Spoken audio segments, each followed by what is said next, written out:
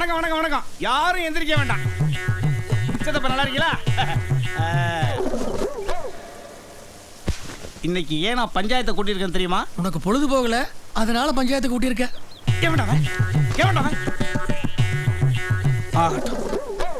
அவன் சொல்றது நான் தானே. இப்ப வேண்டா கோவப்படாம வந்து உட்காந்து விஷயத்தை சொல்லுங்க. நான் இன்னைக்கு எதுக்கு பஞ்சாயத்தை கூட்டியிருக்கிறேன்னா, நம்ம ஊர் மண்ணா இருக்கும் அஞ்சலி பொண்ணுக்கு கல்யாணத்தை பண்ணி வைக்க போறேன். அதுக்கு தான். அட என்னங்க தலைவரே, கல்யாணம் பண்ணவங்களே திருப்பி கல்யாணம் பண்ணி வைப்பீங்களா? நாங்களாம் கல்யாணம் பண்ணாம எத்தனை மொட்டை பசங்க இருக்கிறோம், எங்களுக்கு ஒரு கல்யாணம் பண்ணி வைக்கலாம்ல? அட யாரா அவன் கல்யாணத்தை பண்ணிட்டான் எப்பறம் அவன் கல்யாணத்தை பண்ணா? பத்திரிக்கை அடிச்சு பந்தல் போட்டு சோறு போட்டா கல்யாணத்தை பண்ணா? வர்ற வழியில் ஒரு பொண்ணு நினைச்சு கூட்டு வந்துட்டான். மஞ்சள் கைத்த கழுத்துல கட்டினானா இல்ல அருணா கயிறு அத்து கழுத்துல கட்டினானா யாருக்கு தெரியும்? அதனால அவங்களுக்கு நாம எல்லாரும் சேர்ந்து ரிஜிஸ்டர் மேரேஜ் பண்ணி வச்சிருவோம். ரிஜிஸ்டரா அப்படின்னு என்னங்க தலைவரே? ஐயோ, இந்த ஊர்ல நான் ஒருத்த மட்டும் படிச்சுட்டு படுற பாடு இருக்கே. யோ, ரிஜிஸ்டர் மேரேஜ் அப்படின்னா அப்பதான் கல்யாணம் செல்லுபடி ஆகும்னு அர்த்தம். அட போங்க தலைவரே, போன மாதம் மாசாணி முத்துக்கும் கருவாச்சி கல்யாணம் பண்ணி வச்சாங்க. நீ சொல்கிறீங்களே ரிஜிஸ்டர், அதே பண்ணாங்க. டே மாசான முத்து அப்பனுக்கும் கருவாச்சி அப்பனுக்கும் எந்த பிரச்சனையும் கிடையாதுடா. ஆனா இந்த புள்ளியோட விஷயத்துல இந்த புள்ளியோட அப்பன் கண்ணில் விளக்கண்ணி ஊற்றி காத்துக்கிட்டு இருக்கான். இந்த பிள்ளை எப்போ தூக்கிட்டு போலான்னு 24 மணி நேரம் பாதுகாப்பு கொடுக்க முடியுமா? அதுக்கு தான் ரிஜிஸ்டர் மேரேஜ் பண்ணி வச்சுட்டோம்னா சட்டம் பாதுகாப்பு கொடுக்கும், கவர்மெண்ட்டும் பந்தோபஸ்து கொடுக்கப்படா.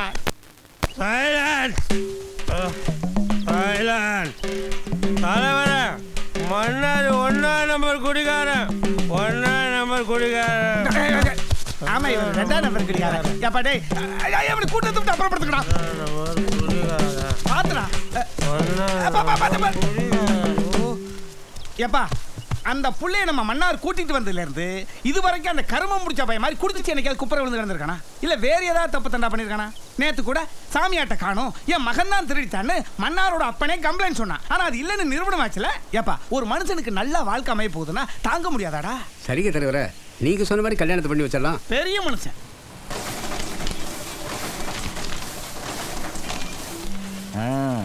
கோபி மல்லிகா நினைச்சத சாதிச்சிட்டீங்களேம்மா. பிறகு சின்ன பிள்ளைங்களுக்கு என்ன தெரியும், எது நல்லது எது கெட்டதுன்னு? என்ன மாதிரி அனுபவசாலிக்கெல்லாம் தெரியும். கல்யாணம் கொட்டு வைக்கிறது சாதாரண விஷயம் இல்லை. இதுக்காக நான் போட்ட நாடகம் எனக்கெல்லாம் தெரியும். குட்டுடாத, குடுக்குற மாதிரி நடி. டேய், கடபாரை சரியான இடத்துல வை, அந்த நேரத்தை தேடாத, புரியுதா? நீ வேலைக்கு ஆக மாட்ட.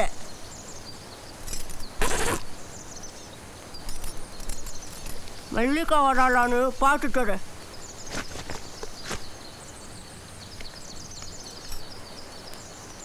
வந்தாச்சா? இதுடா அவசரம் கொடுக்க. வந்துட்டா. கோபி போய் ஒழிச்சுக்க. போட அண்ணே, நீ பண்ணு. என்ன மருந்து டப்பா நீ கையில் வச்சிருக்க? ஐயோ, இந்தாத புடிடா. போனே. ஐயோ, கட்ட புடிக்கலே. ஐயோ அண்ணே, ஊருக்கெல்லாம் விட்டு பத்தி சொல்லுவியே, இப்போ உனக்கு யார் பத்தி பத்தி சொல்லுவா? என்ன சத்தே? உங்க அம்மா மேலக்கிட்டு சாக போறாடி.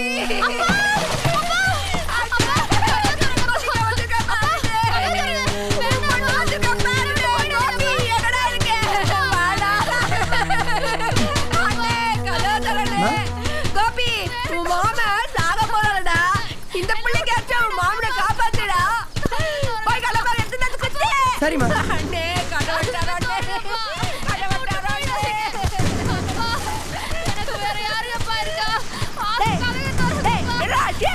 கடப்பாறைய காணாமா? நல்லா தேடி பாட்டியாடா. நல்லா தேடி பாட்டியா.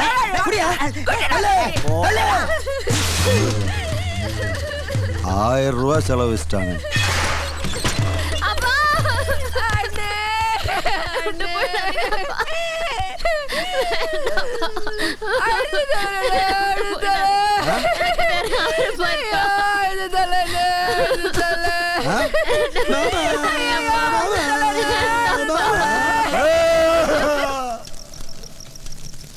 நான் செத்து போகிறத பற்றி கவலைப்படலாமா? இந்த நிமிஷமே செத்து போயிடும். ஆனால் உனக்கு ஒரு துணை ஏற்படுத்தி கொடுக்க முடியாம செத்து போயிடுவோன்னு நினைக்கும் போதுதான் மனசுக்கு சங்கடமா இருக்குமா.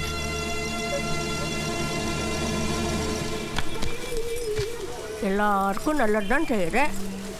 ஆனால் என்னையா நல்லவன்னு விட்டுக்கிறா? எல்லாரும் என்னை வில்லியாடுன்னு பார்க்குறாளுங்க.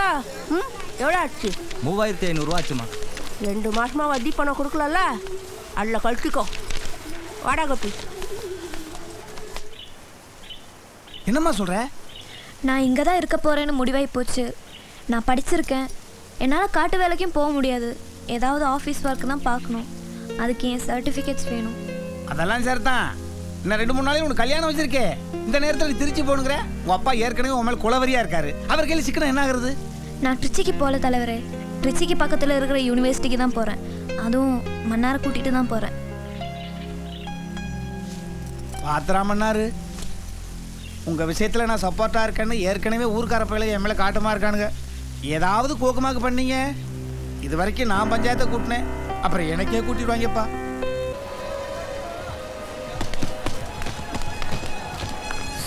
எப்பா சாமி தப்பிச்சேன். பேக் கொடு. இனிமே கரடி பற பக்கமே வரமாட்டேன். ஐயோ, என்ன சொல்ற? பின்ன என்ன நினச்சிட்டு இருக்கீங்க?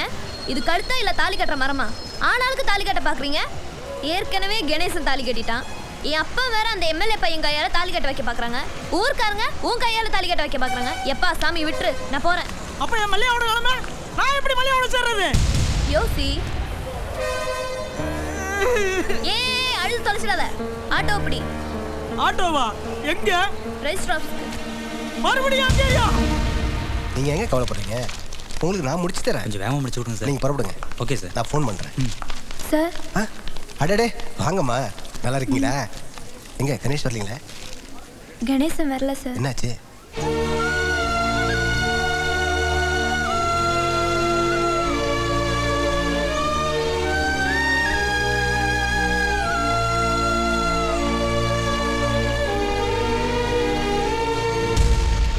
கார்த்தி, நான் அப்புறம் பேசுகிறேன். நீங்கள் புறப்படுங்க.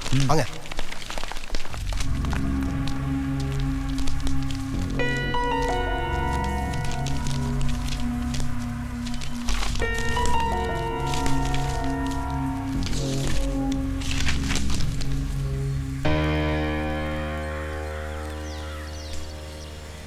இது போதில்ல, இது போதில்ல.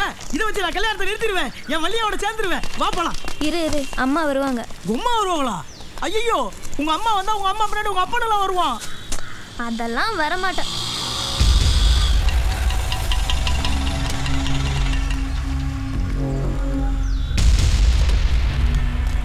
இந்த உங்க அப்பா வந்துட்டால, இனி அந்த எம்எல்ஏ போய் வருவான், பின்னாடி ரவுடியெல்லாம் வருவாங்க. என்னை மன்னிச்சிடுமா, பெரிய தப்பு பண்ணியிருப்பேன். உன்னை மட்டும் அவனுக்கு கட்டி கொடுத்துருந்தா உன் வாழ்க்கையே பாழா போயிருக்குமா. எப்போ நீ அவனுக்கு இல்லைன்னு தெரிஞ்சதோ, எந்த அளவுக்கு என்னை பழி தீர்க்கணுமோ அந்த அளவுக்கு என்னை பழி தீர்த்துட்டாமா. என்னை மன்னிச்சிடுமா. என்னையும் மன்னிச்சிருப்பா. நான் மன்னாரை கல்யாணம் பண்ணிக்கல, கணேசனை தான்ப்பா கல்யாணம் பண்ணிக்கிட்டேன். நல்லா தெரியுமா, எல்லா விஷயத்தையும் உங்கள் அம்மா என்கிட்ட சொல்லிட்டாமா. பிரச்சனை வந்ததெல்லாம் எனக்கு தான்ப்பா. ஆனால் அந்த பிரச்சனையில் பாதிக்கப்பட்டதெல்லாம் மன்னார் தான்ப்பா. மன்னாரை எனக்கு முன்ன பின்ன தெரியாது. சாட்சி கையெழுத்து போட்ட ஒரே ஒரு காரணத்துக்காக எல்லா பிரச்சனையும் அவன் தான்ப்பா சுமந்துட்டுருக்கான். அந்த ஊரில் அவன் ஒரு நாய் கூட மதிக்காது. ஆனால் அவனையும் உசுராக நினச்சிட்டு ஒரு பொண்ணு வாழ்ந்துட்டுருக்கான். இன்னும் 2 நாளில் அந்த பொண்ணுக்கு கோபி கூட கல்யாணம். அந்த கல்யாணம் மட்டும் நடந்துட்டா மல்லிகா உசுரோடு இருக்க மாட்டா. மல்லிகா இல்லாமல் மன்னாரும் இருக்க மாட்டான். ஏன்னா அவங்க 2 பேர்த்தோட காதல் அது எனக்கு மட்டும்தான் தெரியும். அவன்தான் என் புருஷன், அவன்தான் என் புருஷன்னு நான் தான் அந்த 4க்கு 4 ரூமில் ஆட்டுக்கூடத்தில் தங்கியிருந்தேன். தூங்கும்போது எத்தனையோ தடவை புடவை முழங்காலுக்கு மேலே ஏறியிருக்கும், மாறு கீழே இறங்கியிருக்கும். ஆனால் ஒரு தப்பான பார்வையோ ஒரு தவறான வார்த்தையோ அவள் இது வரைக்கும் பேசினதே இல்லை. இதே சந்தர்ப்பம் வேற யாருக்காவது கிடச்சிருந்தா அவள் இவ அளவுக்கு நல்லவனாக இருக்கிறதுக்கான எந்த உத்தரவாதமும் கிடையாது. மல்லிகாவுக்கு இன்னும் 2 நாளில் கல்யாணம். என் வாழ்க்கையே போகுது, என்னடி அவன் வாழ்க்கை, வந்து உண்மையை சொல்லடின்னு சொல்லி தெருவில் போட்டு 4 அடி அடிச்சிருந்தா நானும் உண்மையை சொல்லியிருக்க தான் செய்யணும். ஆனால் அப்படி ஒரு எண்ணம் அவனுக்கு தோணுனதே இல்லை. ஏன்னா அவன் அந்த அளவுக்கு ரொம்ப நல்லவம்மா. உங்களை விட, என்னை விட, ஏன் எல்லார் விடையும் ரொம்ப நல்லவம்மா.